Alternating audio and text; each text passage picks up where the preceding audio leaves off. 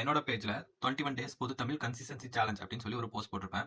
So இந்த challenge என்ன, இந்த 21 டேஸும் நம்ம எப்படி வந்து ப்ரோக்ரஸ் ஆகி கொண்டு போக போறோம், இந்த 21 டேஸும் நம்ம என்ன ஒரு மெத்தட் ஃபாலோ பண்ண போறோம் அப்படிங்கிறத பத்திலாம் இந்த வீடியோல பார்க்கலாம். ஃபர்ஸ்ட் இந்த சேலஞ்ச் வந்து எப்போ ஸ்டார்ட் ஆகுது அப்படின்னு பார்த்தீங்கன்னா February 9th வந்து இந்த சேலஞ்ச் ஸ்டார்ட் ஆகுது. ஸோ இந்த சேலஞ்சை நீங்க ஸ்டார்ட் பண்ணா ஃபர்ஸ்ட் உங்ககிட்ட என்ன இருக்கணும் அப்படின்னு பார்த்தீங்கன்னா பொது தமிழுக்கான சிலபஸ் ட்ராக்கர் வந்து உங்ககிட்ட இருக்கணும். நெக்ஸ்ட் வந்து இந்த 21 டேஸ்க்கு நான் ஒரு டெம்ப்ளேட் ஃபாலோ பண்றேன். ஸோ இந்த டெம்ப்ளேட் PDF வந்து உங்ககிட்ட இருக்கணும். அதுக்கப்புறம் மெயினான விஷயம் என்ன அப்படின்னு பார்த்தீங்கன்னா உங்களுக்கு என்ன படிக்கணும் அப்படின்னு தெரியணும், அதாவது சோர்ஸ். ஸோ என்னோட சோர்ஸ் என்ன அப்படிங்கிறத நான் உங்களுக்கு இந்த வீடியோவில் காமிக்கிறேன். ஸோ இந்த விஷயங்கள்லாம் உங்ககிட்ட இருந்துச்சுன்னா ஈஸியாக வந்து நான் சொல்கிற டாபிக்ஸை படிச்சு முடிச்சிடலாம். ஸோ இந்த சேலஞ்ச் வந்து யாருக்கு செட் ஆகும் அப்படின்னு பார்த்தீங்கன்னா, ஸோ எல்லா டைப் ஆஃப் ஆஸ்பிரண்ட்டுக்குமே இந்த சேலஞ்ச் வந்து பக்காவாக சூட் ஆகும். ஸோ மினிமமாக வந்து நீங்கள் 2 to 3 ஹவர் படித்தாலே வந்து நீங்கள் இந்த சேலஞ்ச் வந்து டெய்லி கம்ப்ளீட் பண்ணிடலாம். ஸோ நீங்கள் ஒரு காலேஜ் ஸ்டூடெண்ட்டாக இருக்கலாம், இல்லை ஹவுஸ் ஒய்ஃபாக இருக்கலாம், ஃபுல் டைம் ஆஸ்பிரண்ட் ஆர் ஒர்க்கு போயிட்டு படிக்கிற ஆஸ்பிரண்ட், இப்படி எந்த கேட்டகரியில் நீங்கள் இருந்தாலுமே இந்த சேலஞ்ச் வந்து நீங்கள் ஈஸியாக படிச்சு முடிக்கிறதுக்கு கம்ஃபர்டபுளாக தான் இருக்கும். இந்த கன்சிஸ்டன்சி சேலஞ்சில் நம்ம 21 டேஸும் ஒரு பேட்டர்ன் ஃபாலோ பண்ண போகிறோம் அப்படின்னு சொல்லியிருந்தேன். ஸோ இந்த டெம்ப்ளேட் வந்து என்ன அப்படின்னு பார்த்தீங்கன்னா மொத்தமாக ஒரு 5 டாஸ்க் இருக்கும். டெய்லியுமே நம்ம ஒரு 5 டாஸ்க் பண்ண போகிறோம். ஸோ இந்த 5 டாஸ்கில் எது வந்து மேண்டரியாக கம்பல்சரியாக இருக்கும் அப்படின்னு பார்த்தீங்கன்னா யூனிட் 7க்கான விஷயங்கள் வந்து இருக்கும். அதே மாதிரி திருக்குறள் வந்து ஒரு அதிகாரமில் 5 திருக்குறள் கண்டிப்பாக படிச்சிருக்கணும். அந்த திருக்குறள் எப்படி படிக்கலாம்னு பார்த்தீங்கன்னா ஒரு அதிகாரமில் 10 திருக்குறள் இருக்குது. ஸோ ஒரு நாளைக்கு 5 படிங்க. 2 டேஸில் ஒரு அதிகாரம் வந்து ஃபுல்லாக முடிச்சிடலாம். ஸோ தேர்ட் டே படிக்கும்போது நீங்கள் என்ன பண்ணுங்கன்னா நீங்கள் ஆல்ரெடி முடிச்சு வச்சிருக்க ஒரு அதிகாரம் 10 திருக்குறள் இருக்கு இல்லையா, அதை ரிவிஷன் பண்ணிவிட்டு தென் தேர்ட் டேக்கான ரிமைனிங் 5 திருக்குறள் வந்து நீங்கள் படிங்க.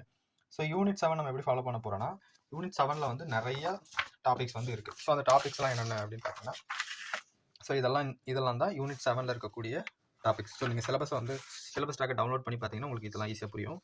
ஸோ இந்த டாபிக்ஸை வந்து ஒவ்வொன்றா நம்ம கவர் பண்ணிட்டு வருவோம். ஓகேங்களா? ஸோ பெர் டே வந்து ஒரு டாபிக் தான் கவர் பண்ணுவோம். ஸோ இங்கே ஒரு டாஸ்க் பண்ணிச்சு. இப்போ இந்த டாஸ்க் 1ல் என்ன படிக்க போகிறோம், ஆஸ் ஆஃப் நவ் என்ன பண்ண போகிறோன்னா ஒரு புணர்ச்சி விதி கான்செப்ட் பார்க்க போகிறோம். அண்ட் இந்த டாஸ்க் 5ல் என்ன பண்ண போகிறோம் அப்படின்னா சந்தி பிழையில் வந்து வலினம் மிகா இடங்கள் அப்படின்னு சொல்லி நிறைய கான்செப்ட் வந்து இருக்குது. ஸோ அந்த நிறையா இருக்கிற கான்செப்டில் ஃபஸ்ட்டு வலினம் மிகும் இடங்கள் மட்டும் எடுத்துகிட்டு டெய்லியும் வந்து ஒரு 3 to 5 கான்செப்ட் மட்டும் படித்தா போதும். அதுக்கு மேலே படிக்க வேணாம். ஈஸியாக இருந்தாலுமே நீங்கள் ஒரு 3 to 5 கான்செப்ட் மட்டும் படிங்க. அப்போ தான் கன்சிஸ்டண்ட்டாக கொண்டு போக முடியும். அண்ட் டாபிக் 4ல் என்ன படிக்க போகிறோம் அப்படின்னா ரிமைனிங் யூனிட்ஸ்லாம் இருக்குது இல்லையா, like unit 1 and unit 2 unit 3 இந்த மாதிரி ரிமைனிங் யூனிட்ஸ்லாம் இருக்குது. கலைச்சொற்களை மட்டும் விட்டுருங்க. எங்கள் கலைச்சொற்கள் வந்து இப்போ எடுத்தீங்க ரொம்ப பெருசாக இருக்கும். கலைச்சொற்கள் இப்போதைக்கு படிக்காதீங்க. ஸோ மீதி இருக்கக்கூடிய யூனிட்ஸ் எல்லாத்துலேயும் அது எக்ஸப்ட் யூனிட் 7 தவிர மீதி எல்லா யூனிட்ஸ் இருக்கு இல்லையா, ஸோ அதில் வந்து சில டாபிக்லாம் இருக்குது. ஸோ அதில் ஏதோ ஒன்றை பிக் பண்ணி நம்ம படிக்க போகிறோம். ஸோ புரியுதுங்களா? ஸோ இப்போ இன்னும் கிளியராக புரியணும்னா நான் வந்து டே 1 வந்து ஆல்ரெடி படித்து வச்சுருக்கேன். ஸோ அந்த டே 1ல் அந்த டெம்ப்ளேட்டை உங்களுக்கு காமிக்கிறேன். ஸோ யூனிட் 7க்கு நான் சொன்ன மாதிரி ஓவேசா அப்படிங்கிற டாப்பிக்கை மட்டும் நம்ம கவர் பண்ணி வச்சுருக்கோம். ஸோ நான் ஃபினிஷ் பண்ணதுக்கப்புறம் இந்த சிலபஸ் ட்ராக்கரில் போய் நான் கம்ப்ளீட் பண்ணிட்டேன்னு மார்க் பண்ணிட்டேன். அதுக்கப்புறம் கல்வி அதிகாரமில் டே 1ல் ஒரு ஃபஸ்ட்டு 5 திருக்குறள் மட்டும் ஃபஸ்ட்டு 5 திருக்குறள் மட்டும் படித்து வச்சுருக்கேன். ஸோ இப்போ நான் டே 2ல் இருக்கிறதுனால ஃபுல்லாகவே கம்ப்ளீட் பண்ணிட்டேன். ஸோ அந்த அதிகாரம் வந்து நான் இங்கே கம்ப்ளீட்டட் அப்படின்னு சொல்லி மார்க் பண்ணி வச்சுருக்கேன். அதுக்கப்புறம் பார்த்தீங்கன்னா ஒரே ஒரு புணர்ச்சி விதி கான்செப்ட் தான். என்னென்னா உடல் மேல் உயிர் வந்து ஒன்றுவது இயல்பு அப்படிங்கிற ஒரு கான்செப்ட் மட்டும்தான் படிச்சிருக்கேன். ஸோ அதை வந்து நான் எழுதி வச்சுருக்கேன். அதுக்கப்புறம் சந்தி பிள்ளையில் பார்த்தீங்கன்னா 3 to 5 படிக்கலாம் அப்படின்னு சொல்லியிருந்தேன். ஸோ சந்தி பிள்ளையில் வல்லின மிகு இடங்கள் மட்டும் இப்போ நான் ஸ்டார்ட் பண்ணி இந்த கான்செப்ட் மட்டும் படித்து வச்சுருக்கேன். And unit 1 unit 2 unit 3 unit 5 unit 6 so இந்த 5 யூனிட்டில் இருக்கக்கூடிய சிலபஸ் டாபிக்கில் ஏதோ ஒன்றை மட்டும் எடுத்து படிக்கணும்னு சொன்னேன். ஸோ நான் இப்போ என்ன டே 1ல் என்ன எடுத்திருக்கேன்னா யூனிட் 1ல் இணை எழுத்துக்கள் மட்டும் எடுத்து படித்து வச்சுருக்கேன். ஓகேங்களா? ஸோ இந்த மாதிரி தான் பேட்டர்ன் இருக்க போகுது. ஸோ இந்த மாதிரி ஒரு ரொட்டீனை வந்து நம்ம ஃபாலோ பண்ண போகிறோம். புரிஞ்சுதுங்களா? டெய்லியும் 5 டாஸ்க் படிக்கணும். இதில் கம்பல்சரியாக இது 2 இருக்கணும். அண்ட் புணர்ச்சி விதி முடிவு வரை புணர்ச்சி விதி இருக்கும். சந்தி பிழை போகிற வரை சந்தி பிழை இருக்கும்.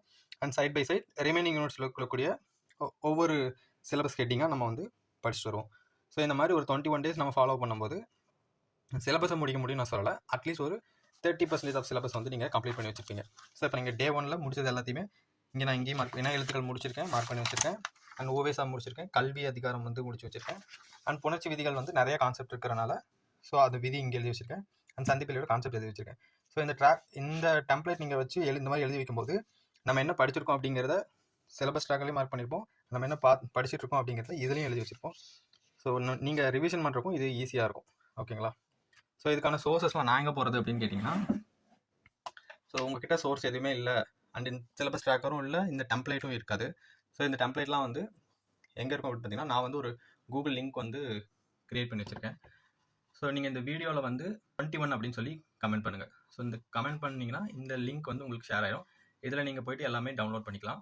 அண்ட் ரொம்ப இம்பார்ட்டண்டான விஷயம் எது அப்படின்னு பார்த்தீங்கன்னா இந்த சாய்ஸ் அகாடமி வந்து லாஸ்ட் இயர் எக்ஸாமுக்காக ஒரு இலக்கணம் பிடிஎஃப் வந்து ஃப்ரீயாகவே அவங்க யூடியூப் சேனலில் கொடுத்துருப்பாங்க. ஸோ இந்த பிடிஎஃப் வந்து ரொம்ப ஹெல்ப்ஃபுல்லாக இருக்கும். அண்ட் அவுட் சோர்ஸ் வந்து லேட்டராக படிங்க. ஃபஸ்ட்டு இந்த புக்கில் இருக்கக்கூடிய கிராமர்ஸை ஃபஸ்ட் நீங்கள் கவர் பண்ணிட்டீங்கன்னா தென் அவுட் சோர்ஸ் படிக்கும்போது ரொம்ப ஈஸியாக இருக்கும். ஓகேங்களா? ஸோ இதுதான் இந்த 21 டேஸ்க்கான சேலஞ்ச் பேட்டர்ன். ஸோ ஈஸியாக புரியும் அப்படின்னு நினைக்கிறேன். புரியாதவங்க இந்த வீடியோவை என்னோட நல்லா பாருங்கள். ஸ்டில் இன்னமும் இந்த 21 டேஸ்க்கான கன்சிஸ்டன்சி சேலஞ்சை பற்றி டவுட் இருந்துச்சுன்னா ஒன்றும் கவலைப்படாதீங்க. 21 டேஸ் என்ன படிக்க போகிறோம் அப்படிங்கிறத பற்றி நான் ஒவ்வொரு டேவும் ஒரு வீடியோ போடுவேன். ஸோ நீங்கள் அதை ஃபாலோ பண்ணி படிச்சுக்கலாம். அப்படி இல்லைனா சில விஷயங்களை நீங்கள் சேஞ்ச் பண்ணியும் படிச்சுக்கலாம். பட் எதெல்லாம் சேஞ்ச் பண்ணாதீங்க அப்படின்னு நான் சொல்லிடுறேன். இந்த புணர்ச்சி விதியை சேஞ்ச் பண்ணாதீங்க. அண்ட் தந்திப்பிள்ளை கான்செப்ட் நான் என்ன சொல்லணும் அதை படிச்சுக்கோங்க. அண்ட் அதே மாதிரி திருக்குறள் வந்து கண்டிப்பாக ஒரு 5 திருக்குறள் படிச்சிருக்கணும். அதிகாரம் நீங்கள் என்ன வேணால் ஸ்வாப் பண்ணிக்கோங்க. பட் டெய்லி 5 திருக்குறள் படிச்சுக்கணும். இதை மட்டும் மேண்டேட்டரியாக வச்சுக்கோங்க. அண்ட் யூனிட் 7 டாபிக் ஒன்று கண்டிப்பாக படிச்சே ஆகணும். நான் மென்ஷன் பண்ணுறதா படிக்கணும்னு இல்லை, நீங்கள் எதை வேணாலும் பிக் பண்ணி படிச்சுக்கலாம் உங்களுக்கு செட் ஆகிற மாதிரி. பட் ஒரு டாபிக் போதும், அதுக்கு மேலே ஓவர் டோஸ் பண்ணாதீங்க. ஸோ நான் மினிமலாக கொடுக்குறேன், இதுவே கரெக்டாக இருக்கும். ஓகேங்களா? அண்ட் அதே மாதிரி இங்கே டாஸ்க் 4 வந்து யூனிட் 1 தான் படிக்கணும் இல்லை. So unit 1, unit 2, unit 3 and அதுக்கப்புறம் யூனிட் 5 இருக்குது, 6 இருக்குது. ஸோ இந்த 5 யூனிட்டில் எதை வேணால் பிக் பண்ணி படிச்சுக்கோங்க. ஏதோ ஒரு டாபிக்.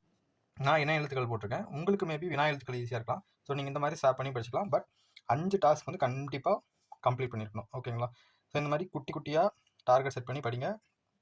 அண்ட் இதுக்கு மேலே ஓவேஸாக ஈஸியாக இருக்குது, ஸோ இதுக்கு மேலே நான் வந்து வேறு ஏதாச்சும் டாபிக் எக்ஸ்ட்ரா ஆட் பண்ணுறேன்னு சொல்லி படித்து ரொம்ப கன்ஃபியூஸ் ஆகிட்டு ஓவர் ஸ்ட்ரெஸ் ஆகிடாதீங்க. ஸோ மினிமலாக படித்தாலும் எஃபெக்டிவாக படிக்கிறது தான் இந்த கன்சிஸ்டன்சி சேலஞ்சோட கோல்.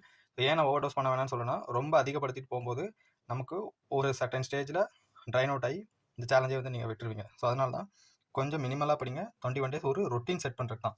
ஸோ ஆஃப்டர் 21 டேஸ் வந்து உங்களுக்கு ஒரு கான்ஃபிடன்ட் கெயின் ஆயிரும். அண்ட் அந்த ரொட்டீன் வந்து உங்கள் டெய்லி லைஃபோட ஹேபிட்டாகவே மாறிடும். ஸோ அதுக்கப்புறம் நீங்கள் என்ன சப்ஜெக்ட் படித்தாலுமே ஈஸியாக வந்து நம்மளால் படிக்க முடியும் without any break. So 2 days படிச்சுட்டு அதுக்கப்புறம் அப்படியே படிக்காமல் போகிறது, ஸோ இந்த மாதிரி விஷயங்கள்லாம் நிறைய பேருக்கு ப்ராப்ளம் இருக்குது. ஸோ அதெல்லாம் இந்த ஒரு சேலஞ்சில் நம்ம ஓவர் கம் பண்ணி வந்துடலாம். ஓகேங்களா? அதே மாதிரி சிலபஸும் கம்ப்ளீட் ஆகிட்டு இருக்கு. ஓகேங்களா? ஸோ நீங்கள் சிலபஸ் ஒவ்வொன்றா மார்க் பண்ண உங்களுக்கு ஒரு கான்ஃபிடென்ட் வரும். அண்ட் சிலபஸ் ட்ராக்கரில் நிறைய பேருக்கு டவுட்ஸ் இருக்குது. ஸோ இது என்ன அப்படின்னு பார்த்தீங்கன்னா, ரீட் அப்படின்னு சொல்லி 3 காலம் கொடுத்துருக்கேன். ரீட்னா அட் டைமில் 3 தடவை ரீட் பண்ணணும் அப்படிங்கிற அவசியம் இல்லை. ஒரு டாப்பிக்கை நீங்கள் ஒரு டைம் ரீட் பண்ணிவிட்டு ஜஸ்ட் ஒரு தடவை உங்களுக்குள்ளே சொல்லி பார்த்துட்டு மைண்ட் அப் பண்ணிடுங்க. அந்த எகை நீங்கள் ரீட் பண்ணும்போது எப்போ வேணாலும் ரீட் பண்ணலாம். ரீட் பண்ணும்போது மார்க் பண்ணிக்கோங்க. ஸோ இந்த மாதிரி மார்க் பண்ணிட்டு வாங்க. நோட்ஸ் வந்து தமிழுக்கு ஆப்ஷனல் தான். ஏன்னா நம்ம நிறைய இடத்துல நோட்ஸ் எடுத்துகிட்டே இருந்தோம்னா படிக்கிறது கஷ்டம். அண்ட் ஆத்தர் புக்ஸ் அப்படின்னு நாங்கள் மென்ஷன் பண்ணிக்கிறது வந்து ஏதோ ஒரு பப்ளிகேஷன், நான் வந்து ஃபாலோ பண்ணுறது புத்தா பப்ளிகேஷன் வருது. ஸோ இந்த மாதிரி ஏதோ ஒரு ஆதர் புக்ஸை நீங்கள் பிக் பண்ணிவிட்டு அதில் இருக்க கண்டென்ட்ஸை நீங்கள் படிக்கலாம். அண்ட் அவுட் சோர்ஸும் இதிலே மார்க் பண்ணிக்கோங்க. ரிவிஷன் பேஸ் அப்படிங்கிறது நம்ம நோட்டிஃபிகேஷன் வந்ததுக்கப்புறம் பண்ணுவோம் இல்லையா? ஸோ அந்த ரிவிஷன் பேஸ். ஸோ இதில் வந்து ஒரு 6 காலம் கிட்ட கொடுத்துருக்கேன். நீங்கள் எக்ஸ்ட்ரா ஒரு பாக்ஸ் போட்டு கூட நீங்கள் எத்தனை தடவை வேணாலும் ரிவிஷன் பண்ணிக்கலாம்.